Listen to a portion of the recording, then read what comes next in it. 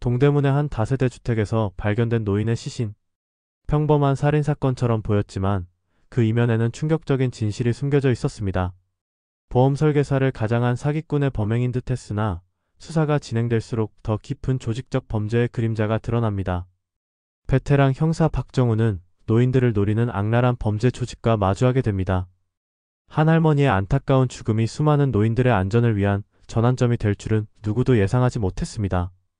과연 박 형사는 이 사건의 실체를 밝히고 정의를 실현할 수 있을까요? 동대문 노인 살인 사건의 충격적 진실 지금 시작합니다. 여기서 잠깐 더 많은 이야기와 재미있는 콘텐츠를 놓치지 않으시려면 지금 바로 구독과 알림 설정을 해주세요. 여러분의 관심이 저희 채널에게 큰 힘이 됩니다. 7월에 찌는 듯한 더위가 서울 동대문구를 덮친 오후, 박 형사는 경찰서 강력팀 사무실에서 예전 사건 기록을 정리하고 있었다. 28번째 여름을 경찰로 보내는 박정훈 경위는 이제 서울 동대문 경찰서 강력팀에서 베테랑이라는 수식어가 따라다니는 사람이 되었다. 52살의 나이에도 불구하고 그의 눈빛은 여전히 날카로웠고 직감은 더욱 예리해진 듯했다. 박 형사님, 커피 한 잔 더 하실래요? 신입 형사 김준호가 종이컵을 들고 다가왔다.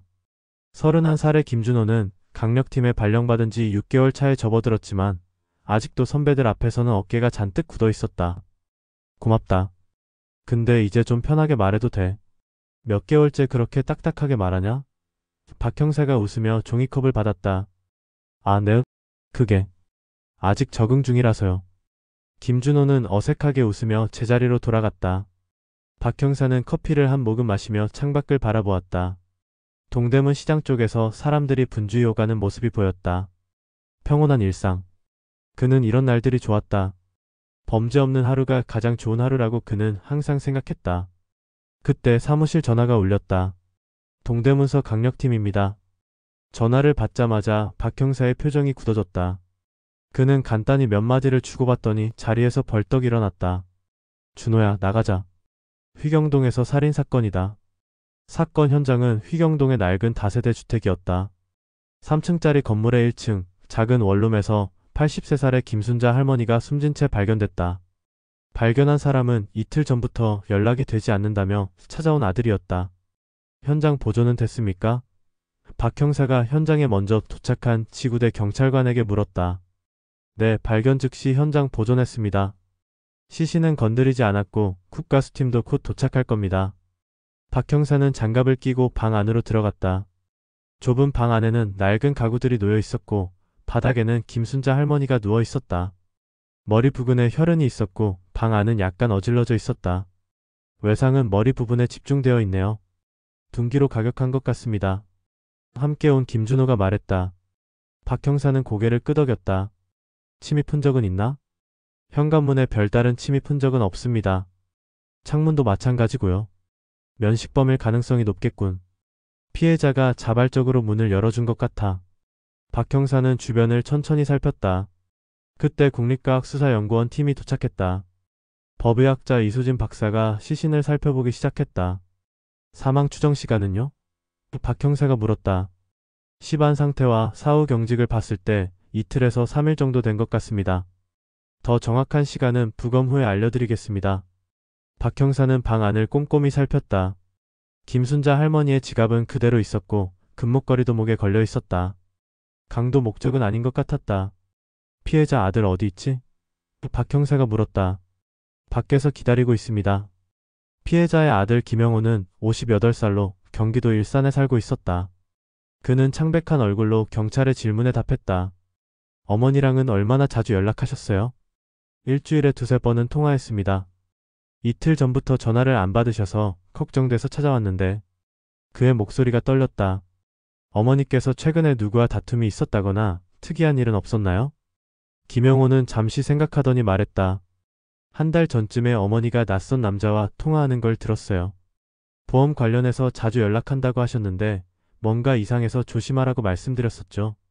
혹시 그 사람 이름이나 연락처 아세요? 아니요, 모릅니다. 어머니도 자세히 말씀 안 하셨어요. 박 형사는 김영호에게 몇 가지 질문을 더한 후 주변 이웃들에게도 물어보기로 했다. 같은 건물에 사는 주민들 중 일부는 최근에 낯선 남자가 김순자 할머니를 찾아왔다고 증언했다. 젊은 남자였어요. 마스크를 쓰고 있어서 얼굴은 잘 못 봤지만 키가 크고 마른 체격이었어요. 2층에 사는 60대 여성의 증언이었다. 박 형사는 CCTV를 확인하기로 했다. 다행히 건물 입구에 CCTV가 설치되어 있었고 인근 상점의 CCTV도 확보할 수 있었다. 준호야, 사흘 전부터의 CCTV 영상 전부 확보해. 주변 길거리 CCTV도 체크하고. 그날 밤 경찰서로 돌아온 박 형사는 수집된 증거들을 정리했다. 김순자 할머니의 사망 원인은 둔기에 의한 두부 손상이었다. 범행 도구로 추정되는 물체는 발견되지 않았고 현장에서 채취한 지문들은 분석 중이었다. 박 형사님, CCTV 영상 확보했습니다. 김준호가 노트북을 들고 왔다. CCTV 영상을 천천히 돌려보던 중 박 형사는 사건 추정 시간대에 건물에 들어오는 남자를 발견했다. 마스크를 쓰고 있어 얼굴은 가려져 있었지만 키가 크고 마른 체격의 남성이었다. 그는 건물에 들어간 후 약 30분 뒤에 나왔다. 이 사람이다. 빨리 신원 파악해. 주변 CCTV로 이동 경로 추적해봐. 수사는 밤늦게까지 이어졌다. 박 형사는 피해자의 통화 기록을 확인해보기로 했다. 통신사에 영장을 신청하고 빠른 결과를 기다렸다. 다음날 아침 통화 기록이 도착했다. 박 형사는 김순자 할머니가 최근 자주 통화한 번호를 확인했다. 그중 한 번호가 눈에 띄었다. 한 달 동안 20번이 넘는 통화 기록이 있었다. 이 번호 주인 확인해봐. 얼마 후 그 번호의 주인이 밝혀졌다. 39살의 남성 최재혁. 그는 보험 설계사로 등록되어 있었다. 최재혁이라. 준호야, 이 사람 신원 조회해봐. 전과 있는지 확인하고. 김준호가 조회한 결과 최재혁은 3년 전 사기 혐의로 기소된 적이 있었다. 노인들을 대상으로 가짜 보험을 판매해 돈을 가로챈 혐의였다. 집행유예로 풀려난 상태였다. 이거 봐. 노인 대상 사기범이네. 당장 소환해. 박 형사는 최재혁을 소환하기로 했다. 그러나 연락이 닿지 않았고 그의 주소지에도 없었다. 도주한 것으로 보였다. 전국 공개 수배해. 공항과 기차역 모두 체크하고. 한편 국가수에서 부검 결과가 도착했다. 사망 시간은 3일 전 오후 2시에서 4시 사이로 추정됐다. 사인은 둔기에 의한 두부 손상이었고 범행 도구는 단단한 금속 물체로 추정됐다. 박 형사는 현장에서 발견된 혈흔 패턴을 다시 분석했다. 혈흔이 튄 방향과 양을 보면 가해자는 오른손잡이일 가능성이 높았다. 또한 피해자의 방어 흔적이 거의 없는 것으로 보아 갑작스러운 공격이었거나 피해자가 가해자를 경계하지 않았을 가능성이 컸다. 이건 우발적인 범행이 아니야. 계획적이었어. 박 형사는 중얼거렸다. CCTV 추적 결과 용의자는 건물을 나온 후 근처 골목으로 사라졌다가 10분 후 지하철역으로 향하는 모습이 포착됐다. 그러나 그 이후의 행적은 확인할 수 없었다. 준호야, 피해자 집에서 통장이나 금융 자료 확인됐어? 네, 통장 몇 개와 보험 계약서가 있었습니다. 현재 분석 중입니다. 박 형사는 김순자 할머니의 금융 거래 내역을 확인해 보기로 했다. 그녀의 계좌에서 최근 몇 달간 불규칙적으로 돈이 인출된 흔적이 있었다. 총 6천만 원에 달하는 금액이었다. 누가 돈을 빼갔을까? 최재혁이 사기를 친 걸까? 박 형사는 김순자 할머니의 통장 거래 내역을 자세히 살펴보았다. 최근 3개월간 총 6천만 원이 인출되었고 그중 상당 금액이 현금으로 인출된 것으로 확인됐다. 나머지는 최재혁으로 추정되는 계좌로 이체된 흔적이 있었다. 준호야, 이 계좌 명의자 확인해봐. 김준호가 확인한 결과 그 계좌는 최재혁의 여자친구 명의였다. 이지연, 36살의 여성이었다. 이지연을 찾아야겠어. 최재혁의 행방을 알고 있을 가능성이 높아. 이지연의 주소지는 강동구의 한 아파트였다. 박 형사와 김준호는 즉시 그곳으로 향했다. 초인종을 누르자 30대로 보이는 여성이 문을 열었다. 이지연 씨 맞으신가요? 저희는 동대문 경찰서 소속 형사들입니다. 이지연은 놀란 표정을 지었다. 무슨 일이신가요? 최재혁 씨를 아시나요? 네, 제 남자친구인데요. 무슨 일이 있었나요? 그녀의 목소리가 떨렸다. 최근에 최재혁 씨를 본 적이 있나요? 3일 전에 만났어요. 그 후로는 연락이 안 돼서 걱정하고 있었어요. 박 형사는 이지연에게 간단히 상황을 설명했다. 최재혁이 살인사건의 용의자로 지목되었다는 사실에 이지연은 충격을 받은 듯 했다. 그럴 리가 없어요. 재혁이는 그런 사람이 아니에요. 이지연 씨 계좌로 김순자 할머니의 돈이 입금된 사실을 알고 계셨나요? 그녀는 잠시 말문이 막힌 듯 했다. 그건 재혁이가 보험금이라고 했어요. 클라이언트에게서 받은 보험금이라고. 이지연 씨, 최재혁의 현재 위치를 아시면 말씀해 주세요. 사람이 죽었습니다. 살인사건입니다. 이지연은 잠시 고민하는 듯 했다. 정말 모르겠어요. 하지만 재혁이가 가끔 인천에 있는 친구 집에 간다고 했어요. 박 형사는 인천의 주소를 받아 적었다. 이지연에게 몇 가지 질문을 더한 후 그들은 경찰서로 돌아왔다. 준호야, 인천 주소 확인해봐. 그리고 최재혁이 쓰는 휴대폰 위치 추적해. 김준호는 최재혁의 휴대폰 위치를 추적했지만 전원이 꺼져 있어 확인이 불가능했다. 인천 주소는 서구의 한 빌라였다. 바로 가봐야겠어. 박 형사와 김준호는 인천으로 향했다. 빌라에 도착해 초인종을 눌렀지만 아무도 응답하지 않았다. 관리인에게 물어본 결과 그 집의 주인은 최재혁의 대학 동기인 박민수였고 최근에 최재혁이 방문한 적이 있다는 것을 확인했다. 오늘 아침에도 왔었어요. 급하게 가방을 들고 나가더라고요. 관리인의 증언이었다. 어디로 갔는지 아세요? 모르겠어요. 하지만 택시를 타고 가는 걸 봤어요. 박 형사는 주변 CCTV를 확인하기로 했다. 빌라 앞 도로의 CCTV를 확인한 결과 최재혁으로 추정되는 남성이 택시를 타고 떠나는 모습이 포착됐다. 그들은 택시 회사에 연락해 목적지를 확인했다. 인천항이요? 배를 타려고 하는 건가? 박 형사와 김준호는 즉시 인천항으로 향했다. 항구에 도착해 여객선 터미널을 수색했지만 최재혁의 모습은 보이지 않았다. 오늘 출발하는 배 확인해봐. 김준호가 확인한 결과 1시간 전에 중국 칭다오로 가는 배가 출발했다는 사실을 알게 됐다. 승객 명단 확인해봐. 승객 명단에는 최재혁의 이름이 없었다. 하지만 CCTV를 확인한 결과 모자와 마스크로 얼굴을 가린 남성이 가짜 여권을 사용해 승선한 것으로 추정됐다. 국제 수배해야겠어. 중국 경찰에도 협조 요청하고. 그날 밤 박 형사는 사무실에서 사건 자료를 정리했다. 최재혁은 보험 설계사를 가장해 노인들에게 접근한 후 가짜 보험을 판매하고 돈을 가로채는 수법으로 사기 행각을 벌인 것으로 보였다. 김순자 할머니도 그의 피해자 중 한 명이었다. 하지만 왜 살해했을까? 사기가 들통날까봐? 다음날 아침 중국 경찰로부터 연락이 왔다. 칭다오항에 도착한 여객선에서 최재혁으로 추정되는 남성이 체포됐다는 소식이었다. 잘됐군. 신병 인도 절차 밟아. 최재혁은 일주일 후 한국으로 송환됐다. 그는 처음에는 모든 혐의를 부인했지만 증거가 쌓이자 결국 범행을 시인했다. 김순자 할머니를 왜 살해했습니까? 박 형사가 신문실에서 물었다. 최재혁은 잠시 침묵하다가 입을 열었다. 할머니가 사기 사실을 알아챘어요. 아들에게 말하겠다고 협박했고. 순간적으로 화가 났습니다. 범행 도구는 어디에 있습니까? 한강에 버렸습니다. 쇠파이프였어요. 박 형사는 최재혁의 자백을 토대로 한강을 수색했지만 범행 도구는 발견되지 않았다. 그러나 다른 증거들이 충분했다. 최재혁의 옷에서 발견된 피해자의 혈흔, CCTV 영상, 금융거래 내역 등이 그의 범행을 증명했다. 최재혁은 살인죄와 사기죄로 구속 기소됐다. 검찰은 그가 김순자 할머니 외에도 여러 노인들을 대상으로 비슷한 수법의 사기를 저질렀다는 사실을 밝혀냈다. 총 피해액은 3억 원이 넘었다. 재판이 진행되는 동안 박 형사는 이 사건을 계기로 노인들을 대상으로 한 사기 범죄에 대한 예방 교육의 필요성을 느꼈다.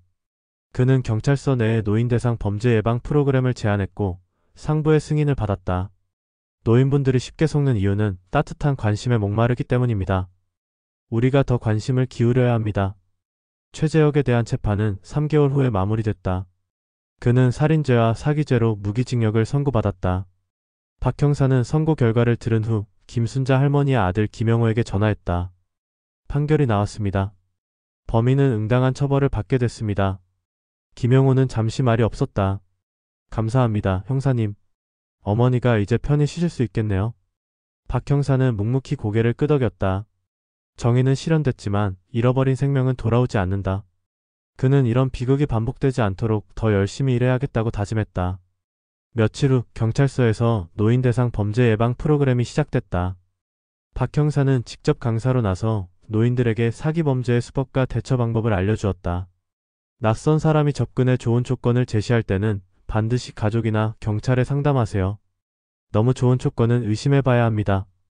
프로그램은 큰 호응을 얻었고 다른 지역에서도 비슷한 프로그램을 시작하게 됐다.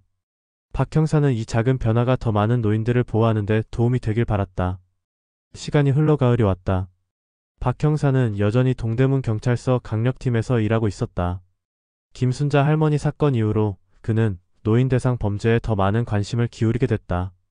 어느 날 그가 경찰서 앞을 지날 때 한 노인이 그를 불렀다. 저, 혹시 박 형사님 맞으신가요? 네, 맞습니다만. 박 형사는 의아한 표정으로 노인을 바라보았다. 전 김순자의 친구예요. 영우가 형사님 덕분에 어머니의 원한을 풀었다고 하더군요. 감사합니다. 박 형사는 잠시 말을 잇지 못했다. 아닙니다. 제가 한 일은 당연한 일이었을 뿐입니다. 노인은 미소 지으며 말했다. 그래도 고맙습니다. 순자가 좋은 사람을 만나 편히 눈을 감았을 거예요. 박 형사는 노인과 잠시 이야기를 나눈 후 사무실로 돌아왔다. 그의 책상에는 새로운 사건 파일이 놓여 있었다. 또 다른 정의를 찾아야 할 시간이었다. 9월의 끝자락, 박 형사의 일상은 다시 제자리를 찾아가고 있었다. 김순자 할머니 살인사건은 범인이 검거되고 재판이 마무리되어 박 형사의 책상 위에서는 먼지가 쌓인 서류철로 남게 됐다. 그러나 박 형사의 마음 한 구석에는 여전히 할머니의 마지막 표정이 맴돌고 있었다. 숙련된 형사로서 수많은 사건을 해결했지만 희생자 한 명 한 명의 얼굴은 그의 기억 속에 선명하게 각인됐다. 박 형사님, 팀장님께서 찾으세요. 김준호가 박 형사의 생각을 깨뜨렸다. 박 형사는 고개를 끄덕이고 강력팀장 사무실로 향했다. 들어오게, 정훈이. 강진우 팀장이 그를 반겼다. 최재혁 사건 잘 마무리했네. 검찰에서도 칭찬이 자자해. 운이 좋았습니다. 박 형사는 겸손하게 대답했다. 겸손은 됐고 들어봐. 최재혁 같은 사례가 우리 관내에서 더 있는 것 같아. 노인 대상 보험 사기가 늘고 있어. 팀장이 건넨 자료를 살펴보니 최근 6개월간 동대문구와 성동구 일대에서 비슷한 수법의 보험 사기가 5건이나 있었다. 피해자는 모두 70대 이상의 노인들이었고 총 피해액은 7억 원에 달했다. 최재혁이 혼자 한 일이 아닌가 봅니다. 박 형사가 중얼거렸다. 그래, 최재혁의 공범일 수도 있고 모방 범죄일 수도 있어. 어쨌든 내가 이 건을 맡아줬으면 해. 최재혁 사건의 연장선상이니까. 박 형사는 자료를 받아들고 사무실로 돌아왔다. 그는 피해자들의 명단을 살펴보았다. 박말순 78세, 이정희 63세, 최병철 79세, 강동수 66세, 정미영 73세. 피해자들은 모두 혼자 사는 노인들이었다. 준호야, 이 피해자들 면담 일정 잡아줘. 최대한 빨리. 다음 날부터 박 형사와 김준호는 피해자들을 만나기 시작했다. 첫 번째로 만난 박말순 할머니는 80살에 가까운 나이에도 정신이 또렷했다. 그 사람이 우리 아들 친구라고 했어요. 보험 설계사라면서 좋은 상품이 있다고. 처음에는 매달 10만 원씩 내는 거였는데 나중에는 목돈을 넣으면 이자가 더 좋다고 해서. 할머니는 한 달 전에 7천만 원을 송금했다고 했다.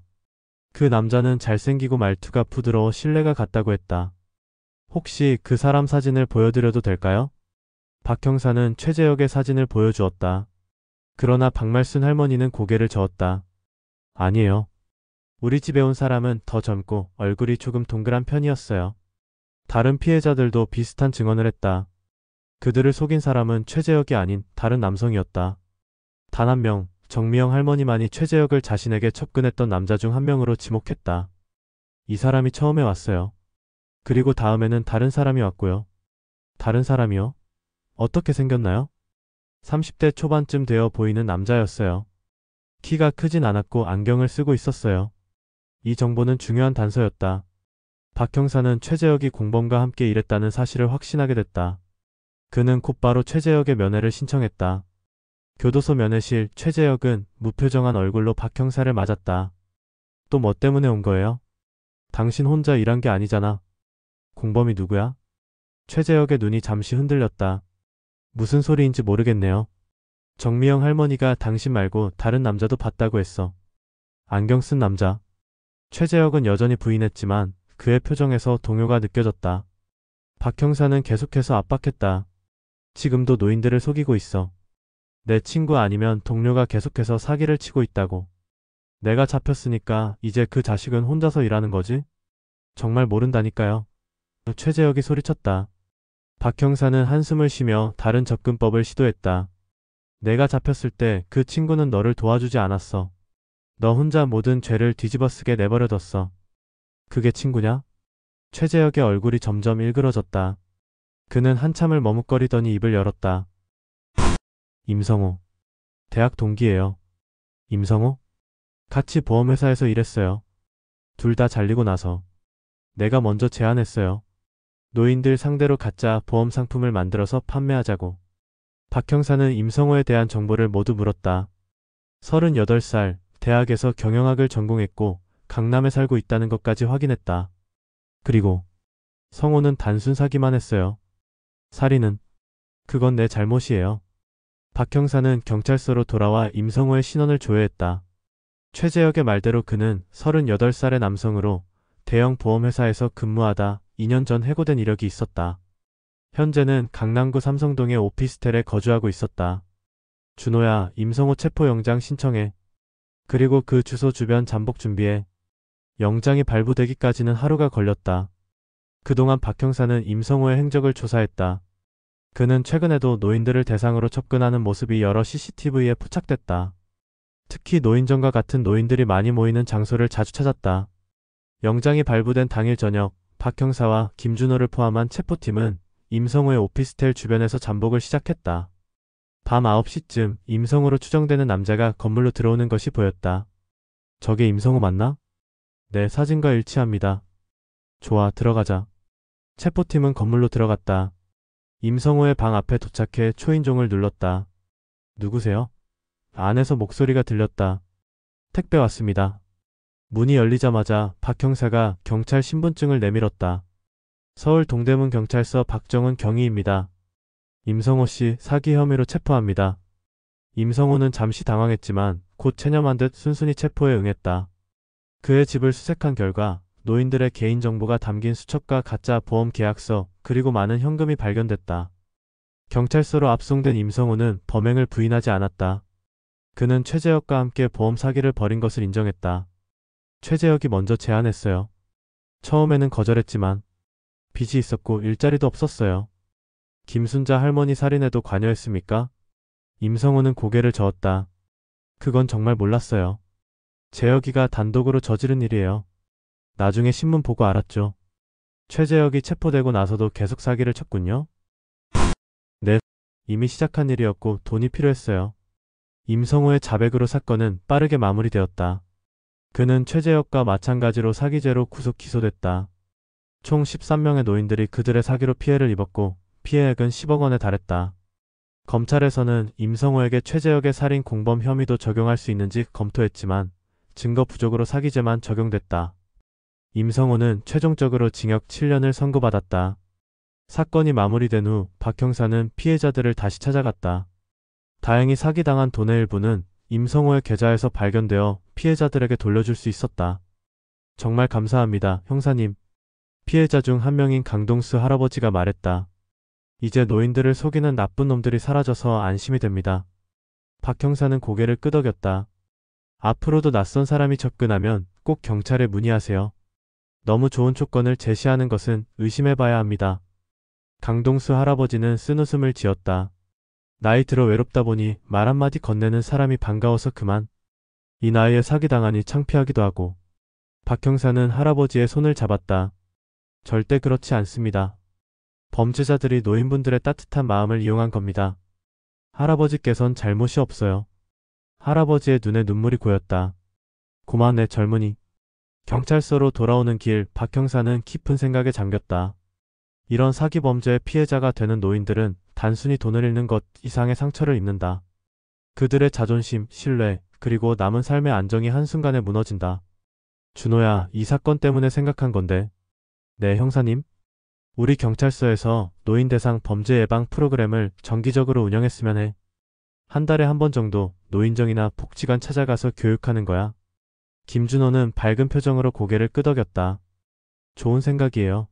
제가 기획안 작성해 볼게요. 그렇게 시간이 흘러 10월 중순이 되었다. 박 형사의 제안으로 시작된 노인 대상 범죄 예방 프로그램은 동대문구 내 모든 노인복지시설에서 진행되었고 큰 호응을 얻었다. 또한 이 프로그램은 경찰청 우수 사례로 선정되어 전국적으로 확대되기 시작했다. 어느 날 팀장이 박 형사를 불렀다. 정훈아, 좋은 소식이야. 내가 시작한 노인 대상 범죄 예방 프로그램이 경찰청장 표창을 받게 됐어. 아, 그런 거 필요 없습니다.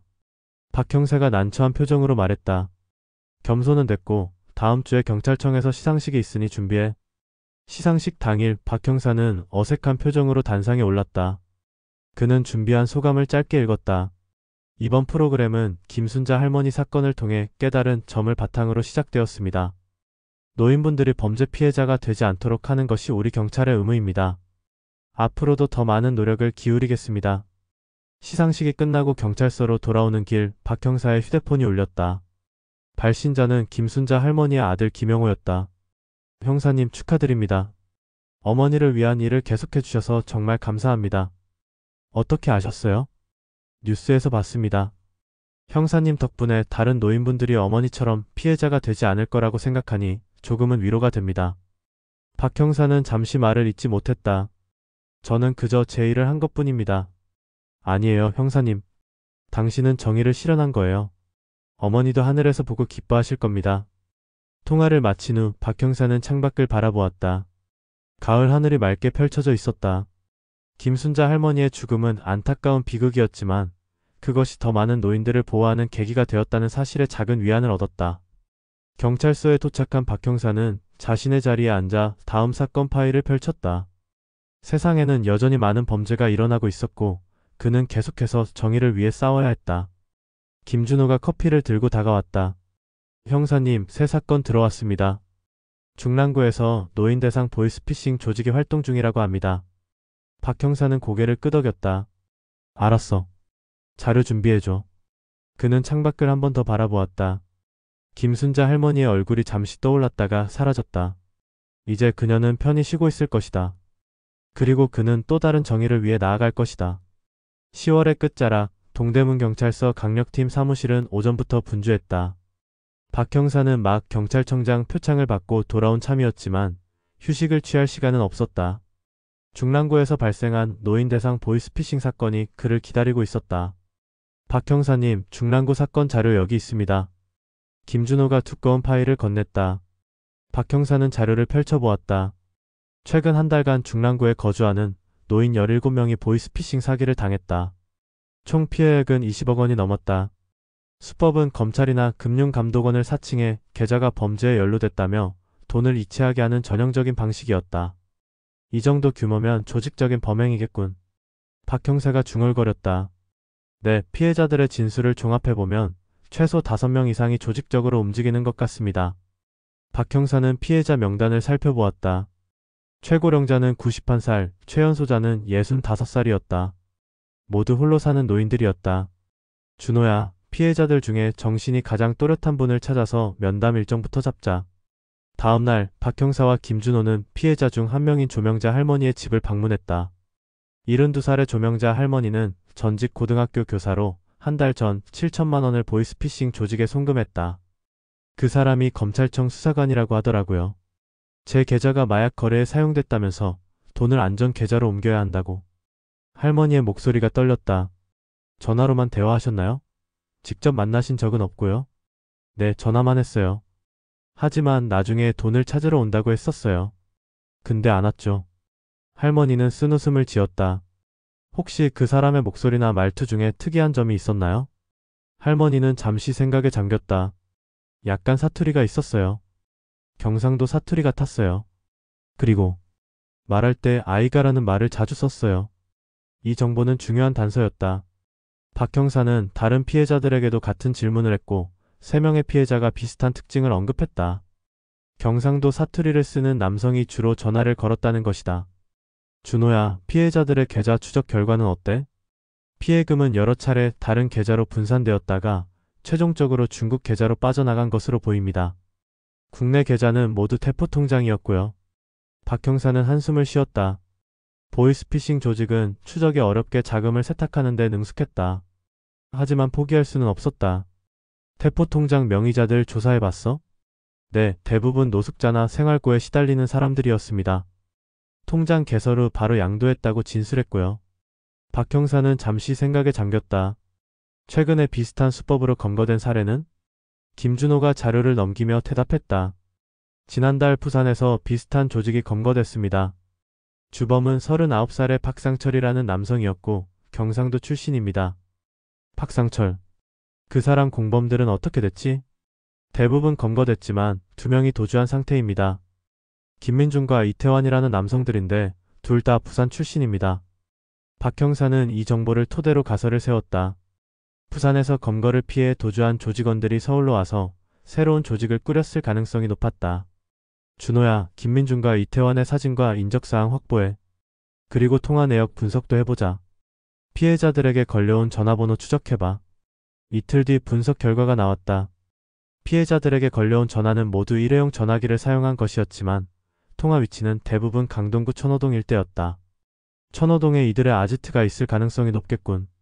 박 형사는 천호동 일대의 CCTV를 확인하기로 했다. 또한 부산에 있는 관할 경찰서에 협조를 요청해 김민준과 이태환의 최근 행적에 대한 정보를 수집했다. 일주일간의 조사 끝에 드디어 실마리가 잡혔다. 천호동의 한 원룸 건물 CCTV에서 김민준으로 추정되는 남성이 포착된 것이다. 그는 매일 저녁 비슷한 시간에 건물을 출입했다. 준호야, 오늘 밤에 잠복 나가자. 이 건물을 집중 감시하자. 그날 밤 박 형사와 김준호를 포함한 4명의 형사들이 천호동 원룸 근처에서 잠복을 시작했다. 밤 8시경 김민준으로 추정되는 남성이 건물로 들어갔다. 저 사람이 김민준 맞나? 네, 사진과 일치합니다. 2시간 후 또 다른 남성이 건물로 들어갔다. 이번엔 이태환으로 추정되는 인물이었다. 둘 다 있는 것 같아. 들어가 볼까? 박 형사와 팀원들은 건물로 향했다. 건물 관리인에게 확인한 결과 303호에 3명의 젊은 남성이 살고 있다는 사실을 알게 됐다. 3명이요? 또 다른 한 명은 누굴까? 그들은 조용히 303호 문 앞으로 다가갔다. 안에서는 남자들의 대화 소리가 들렸다. 오늘 실적 어때? 몇 명이나 걸렸어? 2명. 한 명은 5천만 원, 다른 한 명은 3천만 원. 근데 까다로웠어. 계속 의심하더라고. 박 형사는 팀원들에게 신호를 보냈다. 그들은 문을 세게 두드렸다. 누구세요? 안에서 목소리가 들렸다. 택배 왔습니다. 문이 열리자마자 박 형사가 경찰 신분증을 내밀었다. 서울 동대문 경찰서 강력팀입니다. 보이스피싱 혐의로 체포합니다. 방 안에는 3명의 남성이 있었다. 김민준 36살과 이태환 32살, 그리고 또 다른 남성 1명이었다. 그들은 놀란 표정으로 경찰을 바라보았지만 저항하지 않고 체포됐다. 방을 수색한 결과 여러 대의 일회용 전화기와 노트북, 스크립트가 적힌 메모지, 그리고 많은 현금이 발견됐다. 또한 피해자들의 개인정보가 담긴 명단도 있었다. 3명의 용의자들은 경찰서로 압송됐다. 신원 확인 결과 3번째 남성은 29살의 조현우로 김민준의 사촌동생이었다. 신문실에서 박 형사는 김민준과 대면했다. 거칠게 생긴 인상의 36살 남성은 침착한 표정으로 앉아 있었다. 김민준 씨, 중랑구 일대에서 발생한 노인 대상 보이스피싱 사건에 대해 알고 있죠? 김민준은 모르는 척했다. 무슨 말씀인지 모르겠습니다. 당신 방에서 발견된 일회용 전화기와 피해자 명단은 어떻게 설명할 건가요? 그리고 부산에서 도주한 사실도? 김민준은 잠시 침묵했다. 그의 눈빛이 흔들렸다. 변호사를 선임한 후에 말하겠습니다. 박 형사는 고개를 끄덕였다.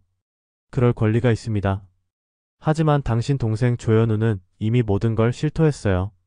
이것은 거짓말이었다. 조현우는 아직 신문조차 시작하지 않았다. 하지만 이 말에 김민준의 표정이 급변했다. 현우가 뭐라고 했어요? 당신이 조직의 총책임자라고 했어요. 모든 지시가 당신에게서 나왔다고. 김민준은 성난 표정으로 고개를 저었다. 거짓말 마세요. 현우는 그런 말 안 했을 거예요. 그는 이제 막 시작했을 뿐이에요. 모든 책임은 제가. 그는 갑자기 말을 멈췄다. 자신이 함정에 빠졌다는 것을 깨달은 듯했다. 박 형사는 미소를 지었다. 책임은 당신이 뭐라고요? 김민준은 한숨을 내쉬었다. 변호사 부를래요. 박 형사는 신문을 잠시 중단하고 다른 용의자들에게로 향했다. 이태환은 김민준보다 쉽게 무너졌다. 그는 부산에서부터 김민준과 함께 일했고 서울에 와서도 계속 보이스피싱 조직에 참여했다고 인정했다. 민준이 형이 총책임자예요. 저는 그냥 시키는 대로 전화만 했어요. 어떤 식으로 피해자들을 선정했죠? 노인복지관이나 경로당 주변에서 정보를 수집했어요. 혼자 사는 노인들, 특히 자식들이 해외에 있거나 멀리 떨어져 있는 분들을 주로 노렸죠. 피해금은 어떻게 처리했나요? 여러 개의 대포 통장을 통해 돈을 세탁한 후 중국 계좌로 보냈어요. 민준이 형이 중국에 연락책이 있거든요. 조현우는 가장 최근에 조직에 합류한 멤버였다. 그는 불과 2달 전부터 참여했고 주로 대포 통장 관리와 현금 인출을 담당했다고 진술했다. 민준이 형이 사업한다고 해서 왔는데 이런 일인 줄 몰랐어요. 2달 동안 몰랐다고요? 그럴 리가 없잖아요. 조현우는 고개를 숙였다. 처음엔 몰랐지만 나중에 알게 됐어요. 그래도 돈이 필요해서. 3명의 용의자 신문이 끝난 후 박 형사는 수집된 증거와 진술을 토대로 사건을 정리했다. 김민준을 중심으로 한 이 보이스피싱 조직은 부산에서 활동하다가 검거를 피해 서울로 왔고 중랑구와 강동구 일대의 노인들을 대상으로 범행을 저질렀다. 총 피해액은 24억 원에 달했다. 국내 계좌는 모두 동결시켰습니다만 중국으로 빠져나간 돈은 회수가 어려울 것 같습니다. 김준호가 보고했다. 중국 경찰에 협조 요청은 했나? 네, 진행 중입니다. 하지만 시간이 걸릴 것 같습니다. 박 형사는 깊은 생각에 잠겼다. 노인들이 평생 모은 돈이 이렇게 사기꾼들에게 빼앗기는 것이 가슴 아팠다. 돈을 회수하지 못하더라도 최소한 범인들은 응당한 처벌을 받아야 했다. 준호야, 피해자 진술 모두 확보했지? 네, 17명 모두 진술 받았습니다. 좋아. 검찰에 송치하기 전에 증거자료 꼼꼼히 정리해. 이번에는 절대 놓치면 안 돼. 수사 결과가 검찰에 송치되고 김민준, 이태환, 조현우는 사기죄와 전자금융거래법 위반으로 구속 기소됐다.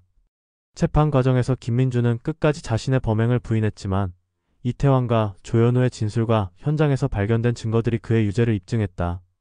최종 판결에서 김민준은 징역 10년, 이태환은 징역 7년, 조현우는 징역 5년을 선고받았다. 또한 피해액에 대한 배상 명령도 내려졌다. 사건이 마무리된 후 박 형사는 피해자들을 다시 만났다.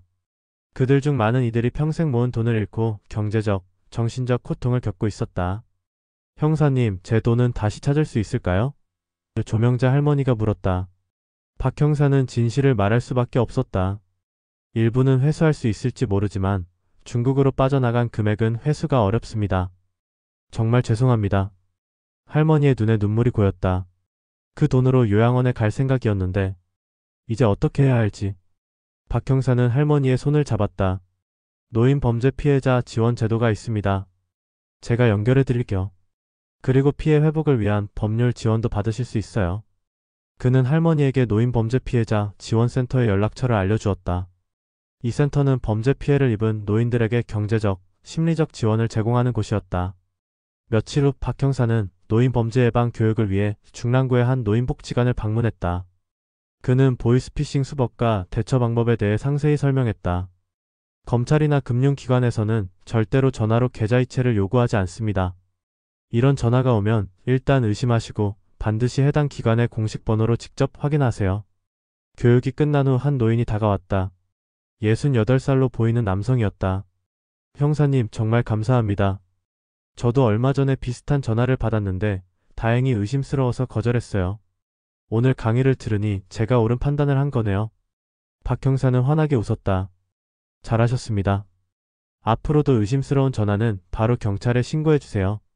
동대문 경찰서로 돌아오는 길, 박 형사는 가벼운 발걸음으로 걸었다. 비록 모든 피해를 막을 수는 없지만 한 명이라도 더 범죄에서 보호할 수 있다면 그것으로 충분하다고 생각했다.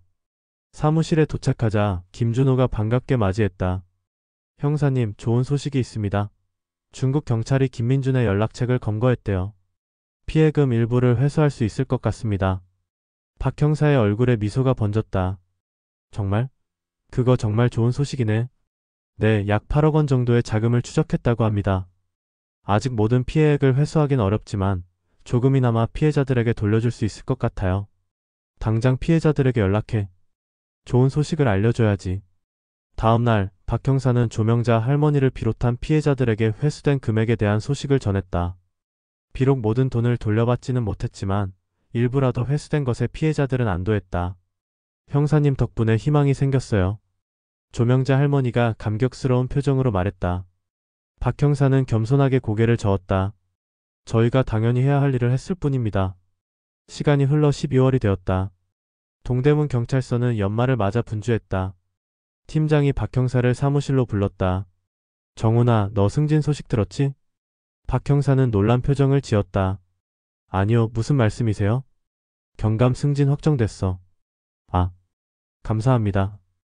팀장은 환하게 웃으며 박 형사의 어깨를 두드렸다. 축하해. 그동안 고생 많았어. 특히 올해는 중요한 사건들을 잘 해결했지. 김순자 할머니 사건부터 보이스피싱 조직 검거까지. 박 형사는 쑥스러운 표정으로 고개를 숙였다. 팀장님과 동료들 덕분입니다. 겸손은 됐고 오늘 저녁에 팀 회식이 있어. 내 승진 축하도 겸해서. 그날 저녁 강력팀 직원들이 모여 회식을 했다. 모두가 박 형사의 승진을 축하했고 한 해 동안의 노고를 서로 격려했다. 박 형사님, 아니 이제 박 경감님이라고 불러야 하나요? 김준호가 장난스럽게 말했다. 아직 적응이 안 돼. 그냥 편하게 불러. 팀원들은 웃으며 술잔을 기울였다. 이 순간 박 형사는 비록 힘든 일이지만 정의를 위해 일하는 것에 자부심을 느꼈다. 회식이 끝나고 집으로 돌아가는 길 그의 휴대폰이 울렸다. 발신자는 조명자 할머니였다. 형사님, 늦은 시간에 죄송해요. 그냥 감사 인사를 드리고 싶어서 전화했어요. 오늘 회수된 돈을 일부 받았거든요. 다행이네요. 얼마나 회수되셨어요? 3천만 원이요. 전부는 아니지만 그래도 많이 도움이 됩니다. 형사님 덕분이에요. 박 형사는 따뜻한 마음으로 미소 지었다. 저희가 해야 할 일을 했을 뿐입니다. 앞으로도 조심하세요. 네, 그럴게요. 형사님도 새해 복 많이 받으세요. 통화를 마치고 박 형사는 하늘을 올려다보았다. 초겨울의 밤하늘에 별들이 반짝이고 있었다. 그는 김순자 할머니를 생각했다. 비록 그녀를 살리지는 못했지만 그녀의 죽음이 다른 노인들을 보호하는 계기가 되었다. 그것이 그가 할 수 있는 최선의 정의였다. 다음 날 아침 박 형사는 평소와 같이 경찰서로 출근했다. 그의 책상 위에는 새로운 사건 파일이 놓여 있었다. 또 다른 정의를 위한 싸움이 그를 기다리고 있었다. 박 형사님, 새 사건이에요. 성북구에서 노인학대 신고가 들어왔습니다. 김준호가 다가왔다. 박 형사는 고개를 끄덕이며 파일을 펼쳤다. 그의 눈에는 결연한 의지가 빛났다. 그는 계속해서 정의를 위해, 특히 사회의 약자인 노인들을 위해 싸울 것이다. 창밖으로 첫눈이 내리기 시작했다. 새하얀 눈이 세상을 덮으며 새로운 시작을 알렸다. 박 형사는 창밖을 바라보며 잠시 생각에 잠겼다. 김순자 할머니, 저 잘하고 있죠? 앞으로도 더 많은 노인분들을 지키겠습니다. 편히 쉬세요. 그리고 그는 새로운 사건 파일을 열었다. 정의를 향한 그의 여정은 계속될 것이다.